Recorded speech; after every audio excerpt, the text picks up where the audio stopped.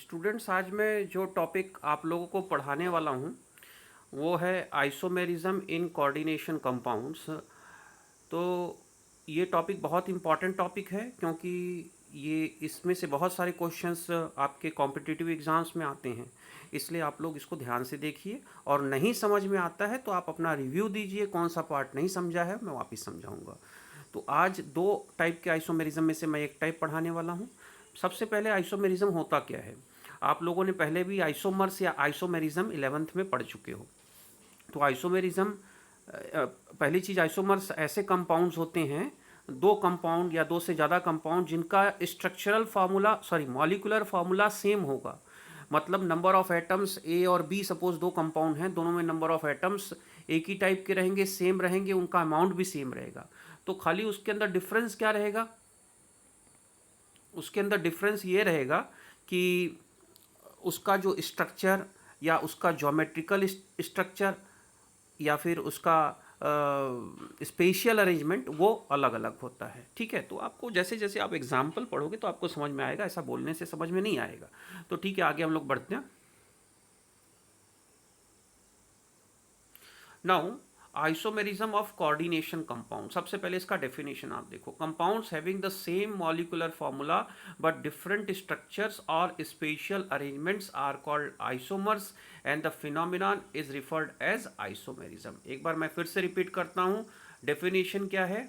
ये आइसोमेरिज्म का डेफिनेशन है। Compounds having the same molecular formula but different structures और special arrangements are called isomers and the phenomenon is referred as isomerism. तो यहाँ पे बहुत अच्छे से देखो, आपको आइसोमर्स का भी डेफिनेशन दिया हुआ है और आइसोमेरिज्म का। तो इसमें बहुत स्पेसिफिकली लिखा हुआ है ऐसे कंपाउंड्स जिनका मॉलिकुलर फार्मूला सेम होता है। दो या दो से ज़्यादा कंपाउंड्स, मतलब अलग अलग कंपाउंड्स हैं, उनका सबको मॉलिकुलर फार्मूला सेम है, लेकिन उनका अलग क्या है, उनका स्ट्रक्चर अलग हो सकता है या उनका अरेंजमेंट ऑफ एटम्स अलग होता है। तो ऐसे कंपाउंड्स को हम लोग कहते हैं आइसोमर्स। और उस फिनोमिनन को जिसके द्वारा ये आइसोमेरिज्म ये दिखाता है, ये डिफरेंस दिखाता है, उसको बोलते हैं आइसोमेरिज्म। ठीक है, अभी नेक्स्ट आता है कि इसके अंदर टाइप्स कौन कौन से हैं। तो आप देख सकते हो इसके अंदर आइसोमेरिज्म बेसिकली दो टाइप्स में डिवाइड है। एक होता है स्ट्रक्चरल आइसोमेरिज्म और एक होता है,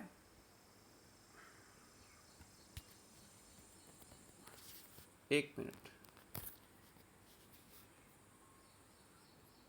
so you can see this the difference between the, ये देखो आइसोमेरिज्म दो टाइप का होता है, एक होता है स्ट्रक्चरल आइसोमेरिज्म और एक होता है स्टीरियो आइसोमेरिज्म। अब दोनों में अंतर क्या होता है, आज मैं आप लोग को जो टॉपिक पढ़ाऊंगा वो केवल स्ट्रक्चरल आइसोमेरिज्म पढ़ाऊंगा। ठीक है, अब यहाँ पे दिया हुआ है दोनों में फ़र्क क्या होता है। अभी तो आपको आइसोमेरिज्म समझ में आ चुका है कि कंपाउंड्स जिनके मॉलिकुलर फार्मूला सेम होते हैं लेकिन उनका स्ट्रक्चर या उनका ज्योमेट्री अलग होता है। अब देखो स्ट्रक्चरल आइसोमेरिज्म क्या होता है। Arises due to the difference in the structures of coordination compound. देखो, कोऑर्डिनेशन कंपाउंड का अगर स्ट्रक्चर अलग अलग रहेगा लेकिन मॉलिकुलर फार्मूला सेम रहेगा तो हम लोग उसको कहते हैं स्ट्रक्चरल आइसोमेरिज्म। दूसरा टाइप होता है stereo isomerism. Arises due to the different spatial orientation of the ligands around the metal ion. अब स्पेशियल ओरिएंटेशन क्या होता है, स्पेस के अंदर, मतलब आप समझ लो कोई कंपाउंड है, उसमें सेंट्रल मेटल आयन है, उसके आजू बाजू लिगेंड है, तो लिगेंड कैसे अरेंज है स्पेस में, उसका ज्योमेट्री क्या बन रहा है, टेट्राहेड्रल बन रहा है, ऑक्टाहेड्रल बन रहा है। ठीक है, तो वो उस बेसिस पे अलग अलग आइसोमर्स बनते हैं उसको, तो उसको हम लोग कहते हैं स्टीरियो आइसोमेरिज्म। तो आज मैं स्टीरियो नहीं पढ़ाने वाला हूँ, आज मैं स्ट्रक्चरल आइसोमेरिज्म पढ़ाने वाला हूँ। जैसा कि आप देख सकते हो स्टीरियो फर्दर क्लासीफाई है। स्टीरियो में दो टाइप होता है, ज्योमेट्रिकल एंड ऑप्टिकल। जो मैंने आपको सबसे स्टार्टिंग में मैं जो ओपनिंग किया था उसमें जो पिक्चर बनाया था वो ऑप्टिकल आइसोमेरिज्म का बताया था। ठीक है, आज हम लोग पढ़ने वाले हैं स्ट्रक्चरल आइसोमेरिज्म। स्ट्रक्चरल आइसोमेरिज्म देखो 4 टाइप्स का होता है। एक होता है आयोनाइजेशन आइसोमेरिज्म, दूसरा होता है हाइड्रेशन आइसोमेरिज्म, इसको हम लोग सॉल्वेट आइसोमेरिज्म भी कहते हैं। ध्यान रहे, मैंने यहाँ पे हाइड्रेशन आइसोमेरिज्म लिखा हुआ है या हाइड्रेट आइसोमेरिज्म लिखा हुआ है, आपके सिलेबस में वो सॉल्वेट आइसोमेरिज्म करके दिखाया हुआ है। तीसरा आता है लिंकेज आइसोमेरिज्म और चौथा होता है कोऑर्डिनेशन आइसोमेरिज्म। तो एक एक करके हम लोग देखेंगे, ध्यान देना आप लोग, एग्जाम्पल से आपको बहुत अच्छे से समझेगा। तो सबसे पहले आता है फर्स्ट टाइप जो हमने डिस्कस किया था, ये स्ट्रक्चरल के अंदर सबसे पहले आता है आयोनाइजेशन आइसोमेरिज्म। तो सबसे पहले मैं डिस्कस करने वाला हूँ आयोनाइजेशन आइसोमेरिज्म के बारे में। अब देखो आयोनाइजेशन आइसोमेरिज्म का डेफिनेशन क्या होता है। Ionisation isomers yield different ions in solution although they have same composition. तो वही बात हो गई, देखो जो आइसोमर्स होंगे मतलब कंपाउंड अलग अलग है लेकिन उनका कंपोजिशन एक ही है, उनका मॉलिक्यूलर फार्मूला एक होगा। तो वो क्या दिया हुआ है यहाँ पे कि उनका कंपोजिशन सेम है लेकिन वो आइसोमर्स जैसे ही हम उनको सॉल्वेंट में डालते हैं उसका अलग अलग आयंस प्रोड्यूस करता है, या फिर हम बोलें कि उनके डिफरेंट आयंस इन सॉल्यूशन देते हैं। ठीक है, एग्जाम्पल से आपको समझ में आ जाएगा। दूसरा पॉइंट इसके बारे में दिया हुआ है, this type of isomerism is due to the exchange of groups between complex ion and the ions outside it. ठीक है, तो ये भी बहुत इंपॉर्टेंट है कि आप लोगों को दूसरा पॉइंट जो भी है आपको अच्छे से समझ में आ जाएगा एग्जाम्पल के through. So this type of isomerism is due to the exchange of groups between the complex ion and the ions outside. तो अब देखो अभी आगे क्या है। अब देखो आपके सामने दो एग्जाम्पल रखे हुए हैं, ये आयोनाइजेशन के दो एग्जाम्पल हैं। पहला एग्जाम्पल है, आप ये कंपाउंड देख रहे हैं, इसका नाम है, ये है पेंटामाइन ब्रोमो कोबाल्ट 3 सल्फेट, इसका आईयूपीएसी नेम है। अब आईयूपीएसी तो आपका पूरा हो चुका है तो मैं रिपीट नहीं करूंगा, लेकिन I hope so you have understood. तो यहाँ पे क्या नाम दिया हुआ इस कंपाउंड का, पेंटामाइन ब्रोमो कोबाल्ट 3 सल्फेट।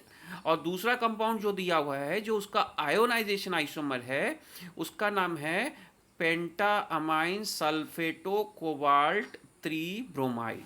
आप ध्यान से देखो यहाँ पे जो ये नाम दिया हुआ है इसका नाम है पेंटामाइन सल्फेटो कोबाल्ट 3 ब्रोमाइड।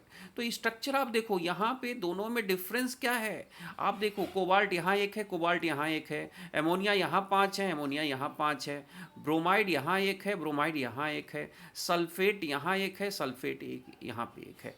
देखो यहाँ पे आप देखते टाइम समझ लेना, 5 नीचे लिखा होना चाहिए, 5 नीचे होना चाहिए, यहाँ पे 4 नीचे होना चाहिए, यहाँ पे 4 नीचे होना चाहिए। तो आप एज्यूम कर लो वो स्ट्रक्चर है। तो आप ये देखो यहाँ पे जितना सल्फेट, जो भी मॉलिक्यूल्स या आयन यहाँ पे हैं सेम यहाँ पे है, नंबर भी सेम है, मतलब दोनों का मॉलिक्यूलर फॉर्मूला सेम है। ठीक है, अगर मैं मॉलिक्यूलर फॉर्मूला लिखूं तो क्या हो जाएगा, कोबाल्ट 1 नाइट्रोजन 1 हाइड्रोजन 3, सॉरी वो मल्टीप्लाई करना पड़ेगा, sorry, cobalt 1 nitrogen 5 hydrogen 15 bromide 1 sulphur 1 oxygen 4। तो ये हो जाएगा मॉलिक्यूलर फार्मूला। और सेम मॉलिक्यूलर फार्मूला इसका भी ये होगा, मतलब जितना एटम इसके अंदर है एलिमेंट का उतना एटम। लेकिन अब डिफरेंस क्या है, अब ये देखो स्ट्रक्चर यहाँ पे आपको दिख रहा है, इस स्ट्रक्चर में आपको क्या दिख रहा है, ये देखो ये पूरा स्ट्रक्चर पहले वाले का है इसका। तो इसके स्ट्रक्चर में क्या दिया हुआ है, आप देखो यहाँ पे कोबाल्ट सेंट्रल मेटल एटम है, इसके आजू बाजू 4 एमोनिया लिगेंड्स हैं, सॉरी 5 एमोनिया लिगेंड्स हैं और एक ब्रोमाइड है। ये है आपका कोऑर्डिनेशन स्फीयर के अंदर। ठीक है, और कोऑर्डिनेशन स्फीयर के बाहर क्या है, सल्फेट।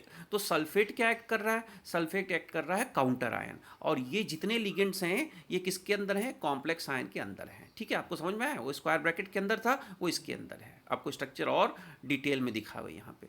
तो यहाँ पे बाहर आता है काउंटर आयन सल्फेट। दूसरा सेम मॉलिक्यूलर फार्मूला वाला कंपाउंड जो उसका आइसोमर है जिसका नाम पेंटामाइन सल्फेटो कोबाल्ट 3 ब्रोमाइड है, उसमें देखो सल्फेट अंदर चला गया। सल्फेट अभी क्या था, पहले देखो बाहर जो था, अभी सल्फेट अंदर आ गया है। तो ये पार्ट किसका है, पार्ट इस कंपाउंड का है, लेकिन अब ये काउंटर आयन का पार्ट नहीं है, अब ये कॉम्प्लेक्स आयन का पार्ट है सल्फेट। जो सल्फेट बाहर था वो अंदर गया और जो ब्रोमाइड अंदर था वो बाहर आ गया। यही बात यहाँ पे कही है कि this type of isomerism is due to the exchange of groups between the complex ion and the ions outside it. अब exchange of groups between the complex ion and the ions outside, ये जो ions बाहर है और जो ion अंदर है वो आपस में एक्सचेंज हो जा रहा है, मतलब इधर का इधर आ जा रहा है और इधर वाला इधर चला जा रहा है, मतलब वो अपना अदला बदली कर दे रहे हैं। तो इस टाइप के एग्जांपल्स हैं आयोनाइजेशन आइसोमेरिज्म।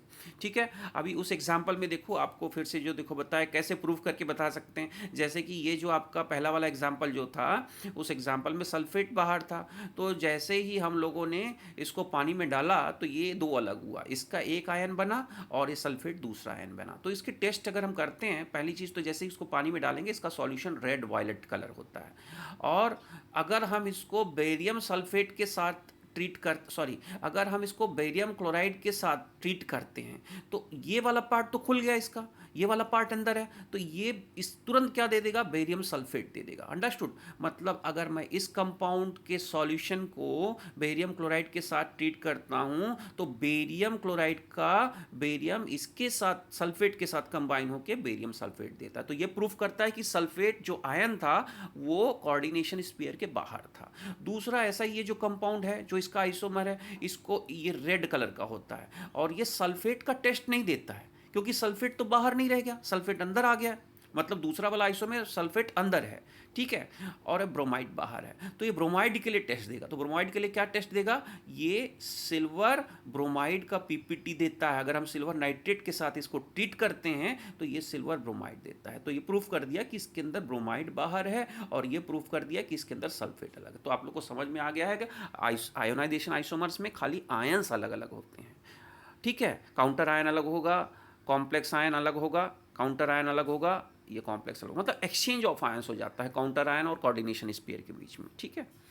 दूसरा आता है, अभी इसके कुछ एग्जांपल्स और दिए हुए हैं, आप लोग देख सकते हो।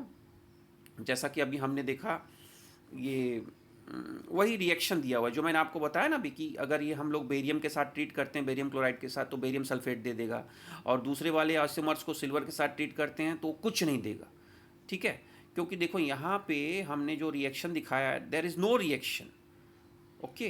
तो पहला वाला सिल्वर के साथ नहीं रिएक्शन दे रहा है, बेरियम के साथ दे रहा है। दूसरा वाला आइसोमर जो है बेरियम के साथ नहीं दे रहा है, सिल्वर के साथ दे रहा है। तो ये प्रूफ करता है कि इस वाले में ब्रोमाइड था और ये प्रूफ करता है कि इस वाले में सल्फेट था, ठीक है। अभी मैंने एक एग्जांपल और लिया हुआ है, other examples, you can see the heading ionisation isomerism other examples. इस अदर एग्जांपल में क्या दिया हुआ है, देखो आपका ये पूरा कंपाउंड है, इस कंपाउंड के अंदर कोबाल्ट है, इस कोबाल्ट को ये कोऑर्डिनेशन स्पेयर है, इसके बाहर क्या है, क्लोराइड, अंदर क्या है, ब्रोमाइड, तो इसका काउंटर आयन क्लोराइड है। तो एक आइसोमर है, सब कुछ सेम है। यहाँ पे देखो आप 5 वाटर मॉलिक्यूल है, एक ब्रोमाइड है, एक कोबाल्ट है, एक क्लोराइड है, इधर भी एक कोबाल्ट है, क्लोराइड है, 5 वाटर मॉलिक्यूल ब्रोमाइड है। मतलब इनका कंपोजिशन सेम है, इनका मॉलिक्यूलर फार्मूला सेम है, खाली अलग क्या है, अरेंजमेंट, स्ट्रक्चरल अरेंजमेंट। और भी स्ट्रक्चर किसके कारण, आयंस के कारण। इसका आयंस क्या है, क्लोराइड, इसका आयंस क्या है, ब्रोमाइड, ठीक है। तो ये जो होता है, ये जो इसके कारण ये जो एक्सचेंज होता है, यहाँ पे आ जाता है, यहाँ पे आ जाता है, तो इसको हम लोग बोलते हैं आयोनाइजेशन आइसोमेरिज्म।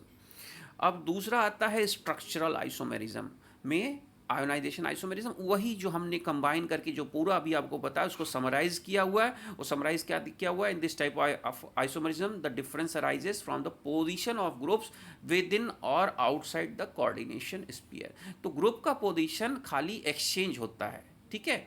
तो जो अंदर पोजीशन है वो बाहर हो जाता है, बाहर का पोजीशन अंदर हो जाता है। Therefore this isomers give different ions in solution, hence the name ionisation isomerism, ठीक है। तो वही चीज़ आपको एक्सप्लेन की हुई है, I will not explain it again. Next आता है आपका लिंकेज आइसोमेरिज्म। तो ये लिंकेज आइसोमेरिज्म क्या होता है, देखो लिंकेज आपको नाम से ही समझ में आ गया होगा, कोई चीज़ लिंक है, जुड़ा हुआ है, ठीक है। अब देखो आप बहुत अच्छे से आप डेफिनेशन आपको एग्जांपल से समझ में आ जाएगा। Isomerism of this type occurs when 2 और मोर atoms in monodentate ligand may function as donor when ambidentate ligand is present। देखो इस टाइप के आइसोमेरिज्म में इसमें 2 या 2 से ज़्यादा atoms in A monodentate ligand में फंक्शन एज डोनर। मतलब कि अगर आपके पास, आप समझो आपके पास कोई कोऑर्डिनेशन कंपाउंड है, उसके अंदर कोई भी एक मोनोडेंटेड लिगेंड वो ऐड कर रहा है एम्बिडेंटेड, मतलब सीधी सी बात है आपके कंपाउंड के अंदर लिगेंड, एक लिगेंड कोई एम्बिडेंटेड लिगेंड है। अब एम्बिडेंटेड लिगेंड आपको बताने की जरूरत नहीं क्या होता चाहिए, आपके लिए एक सेपरेट लेक्चर इसके लिए मैंने दिया था। अब देखो फॉर एग्जांपल अगर आपके लिगेंड्स आ जाते हैं, या फिर दूसरा मैं आपको बताता हूँ, linkage isomerisms are coordination compounds that have the same composition but differ in the connectivity of the ligand to the metal, ठीक है, कि that have the same composition but differ in the connectivity of the ligand to the metal.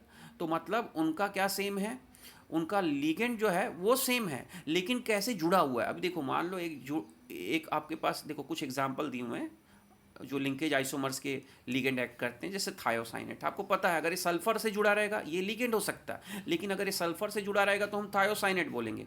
अगर ये nitrogen से या cyanide से जुड़ा है तो हम लोग इसको बोलेंगे आइसोथायोसाइनेट। इसी तरह सेलेनोसाइनेट है, अगर ये सेलेनियम से जुड़ा हुआ है, अगर ये साइनाइड से जुड़ा हुआ है तो हम लोग उसको कहेंगे आइसोसेलेनोसाइनेट।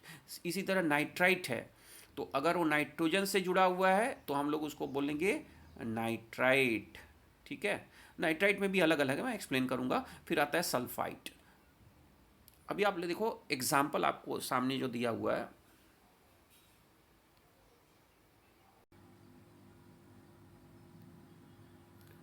सो students as you can see over here, now I am talking about linkage isomers. अब लिंकेज आइसोमर्स में क्या होता है, isomer complexes in which the ligand coordinate to the metal by different donor atom. अभी आपको मैंने कहा था पहले कि एग्जाम्पल से आपको बेस्ट समझेगा। ये एग्जाम्पल जो है इसके अंदर आप देख सकते हो, आपका जो दो अलग अलग कोऑर्डिनेशन कंपाउंड्स है, इसका जो अभी मैंने आपको बताया था लिंकेज आइसोमेरिज्म के बारे में,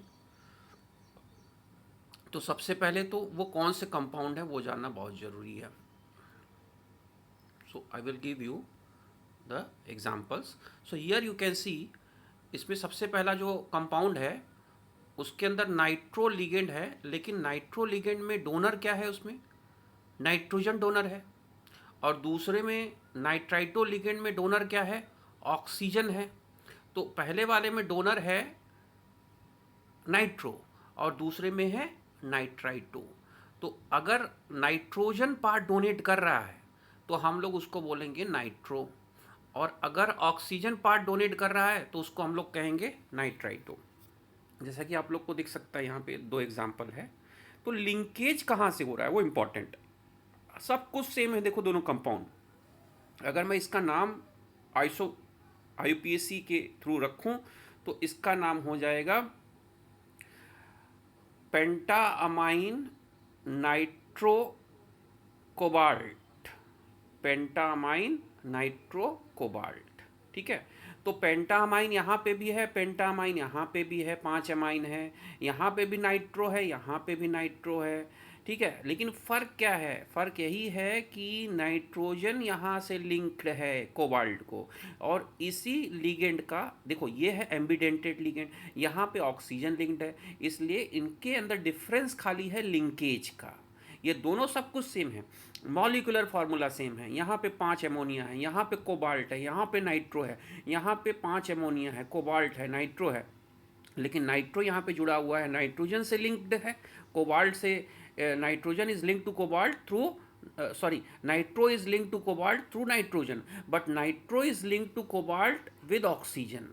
okay, so difference in name is also due to that. अभी नाम का डिफरेंस देखोगे तो यहाँ पे नाम क्या मैंने बताया, पेंटामाइन नाइट्रो कोबाल्ट। अब इसका नाम क्या है, नाइट्रो की जगह यहाँ पे ऑक्सीजन जुड़ा है इसलिए आ जाएगा नाइट्राइटो, तो इसका नाम हो जाएगा पेंटामाइन नाइट्राइटो कोबाल्ट। ओके, तो डिफरेंस आ गया, नाम का डिफरेंस आया क्योंकि यहाँ पे ऑक्सीजन जुड़ा हुआ। तो ये होता है लिंकेज आइसोमेरिज्म। तो मुझे लग रहा है यहाँ पे कि आप लोगों को एग्जाम्पल के थ्रू समझ गया होगा। खाली उनका एक कम से कम एक एम्बिडेंटेड लिगेंड होता है, तो एम्बिडेंटेड लिगेंड दो तरीके से जुड़ सकता है। अभी बहुत सारे एग्जाम्पल्स है, जैसे थायोसाइनाइड है तो ओके 2,2 बायपायरिडीन है। So these are the examples. अभी आपको दो एग्जाम्पल्स डिस्कस किया हुआ है। तो linkage isomerism, existence of ambidentate ligand give rise to the possibility of linkage isomerism. तो अगर हमारे कंपाउंड में एम्बिडेंटेड लिगेंड है तभी लिंकेज आइसोमेरिज्म हो सकता है, नहीं तो नहीं हो सकता है। ध्यान दो, ये आपको बहुत इंपॉर्टेंट चीज़ मैं बता रहा हूँ। जब भी आप CET या किसी कॉम्पिटिटिव एग्जाम्स में देखना, तो अगर एग्जाम्पल में आपके एम्बिडेंटेड लिगेंड नहीं है तो लिंकेज आइसोमेरिज्म का सवाल ही नहीं उठता है। जैसे यहाँ पे दो एग्जाम्पल है, आप देखो काइनेटिकली स्टेबल आइसोमर और थर्मोडायनामिकली स्टेबल आइसोमर, दोनों। अभी जो एग्जाम्पल मैंने आपको डिस्कस किया था, एक जहाँ पे नाइट्रोजन से जुड़ा है और एक जहाँ पे ऑक्सीजन से जुड़ा है। तो ऑक्सीजन से जुड़ा है तो इसको तो नाइट्राइटो बोलेंगे, नाइट्रोजन से जुड़ा है इसको नाइट्रो बोलेंगे। यहाँ पे थायो से जुड़ा है, देखो मान लो आपके पास में SCN करके है, तो अगर ये सल्फर से जुड़ा हुआ है तो हम लोग बोलेंगे थायोसाइनेट, और अगर नाइट्रोजन से जुड़ा हुआ है तो हम लोग बोलेंगे आइसोथायोसाइन। तो दोनों एग्जाम्पल देख सकते हैं आप लोग, एग्जाम्पल डिस्कस किया हुआ और कुछ नहीं यहाँ पे।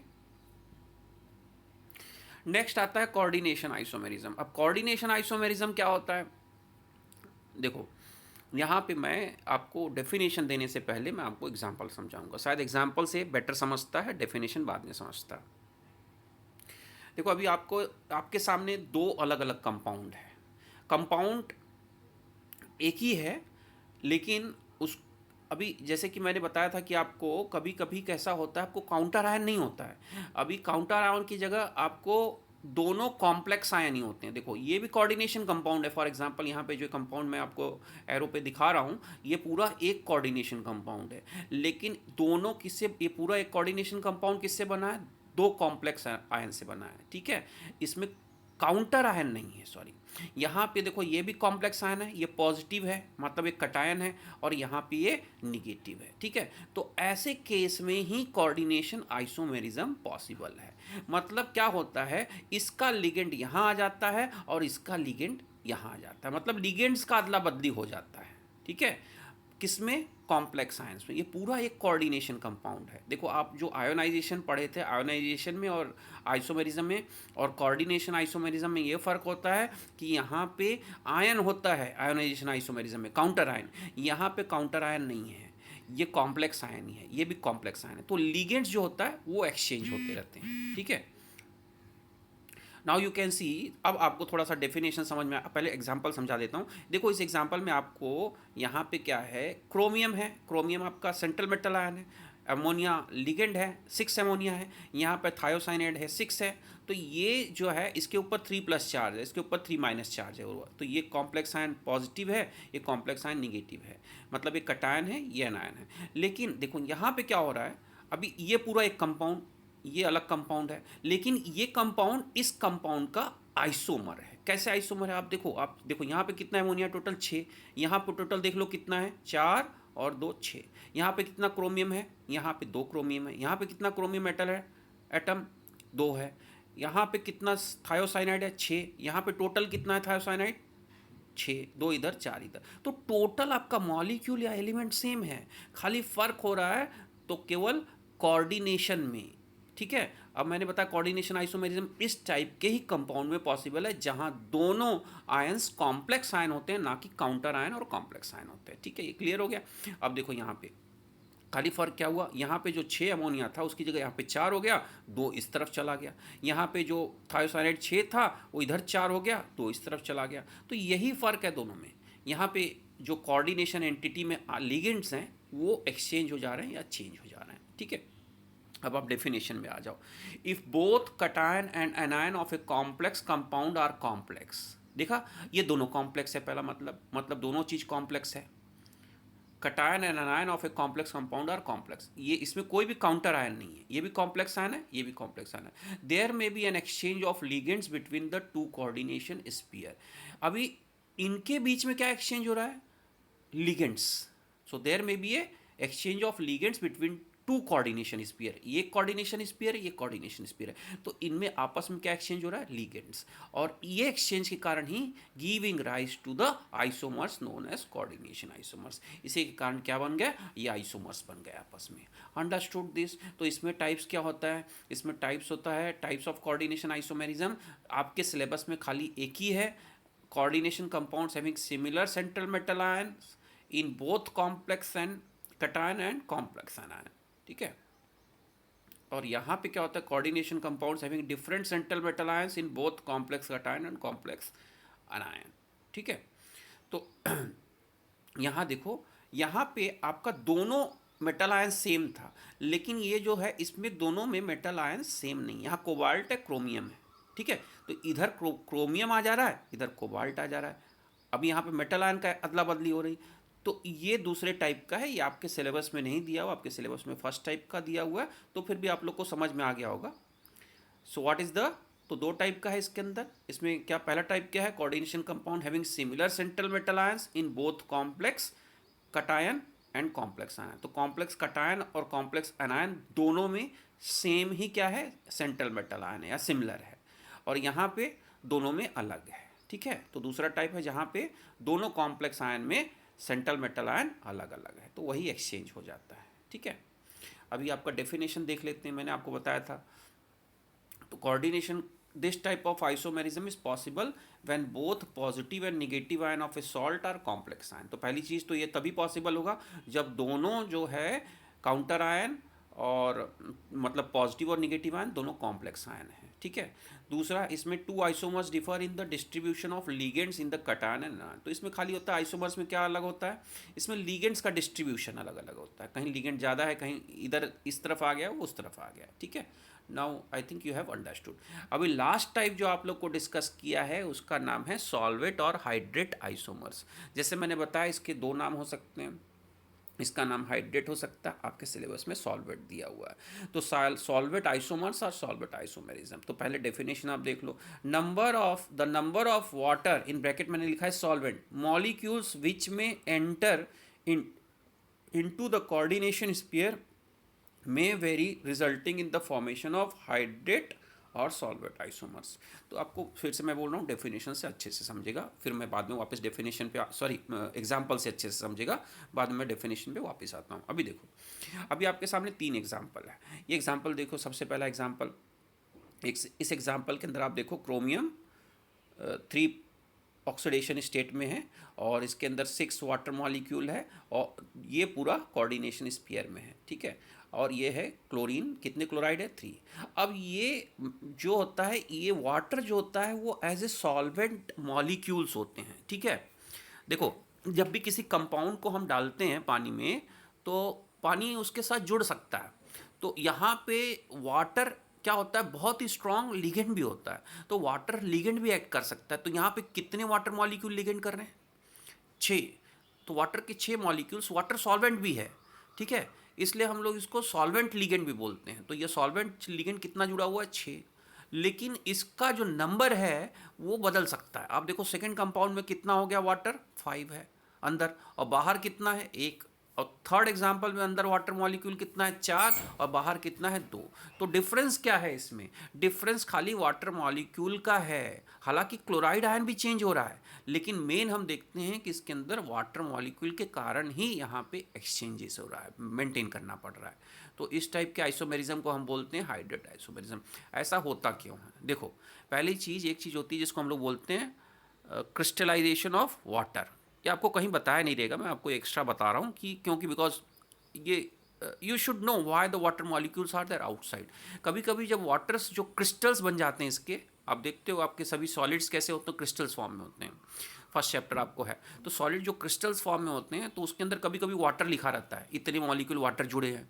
ठीक है, तो जब भी आपको कंपाउंड, किसी भी कंपाउंड में 6 या 5 वाटर मॉलिक्यूल लिखा रहता है, इसका मतलब है वो है water of crystallisation. Water of crystallisation मतलब जो क्रिस्टल्स बनता है तो उसके क्रिस्टल्स में क्या फंसे रहते हैं, वाटर मॉलिक्यूल फंसे रहते हैं। हालांकि वो डायरेक्ट जुड़े नहीं रहते हैं आयन से, मेटल से डायरेक्ट नहीं जुड़े रहेंगे, लेकिन वो उसके क्रिस्टल लैटिस में अटैच रहेंगे, क्रिस्टल लैटिस में अटैच रहेंगे। सो ये क्या होगा, ये डायरेक्ट इससे नहीं जुड़ेगा, लेकिन जब भी इसका क्रिस्टल बनेगा तो इसके आयन, ये कॉम्प्लेक्स आयन के आजू बाजू ये रहेगा। ठीक है, तो ये इसका क्या है, ये इसका वाटर ऑफ क्रिस्टलाइजेशन है। तो ये मैंने आपको बस आपको लिखने की ज़रूरत नहीं, जस्ट बस समझने की ज़रूरत है ये बाहर वाला वाटर क्या होता है। अभी जहाँ तक हाइड्रेट आइसोमेरिज्म का सवाल है, देखो ऐसे आइसोमेरिज्म खाली वाटर मॉलिक्यूल के नंबर डिफरेंट होने के कारण आइसोमर होते हैं। नंबर मतलब 6 है, देखो टोटल नंबर सेम रहेगा।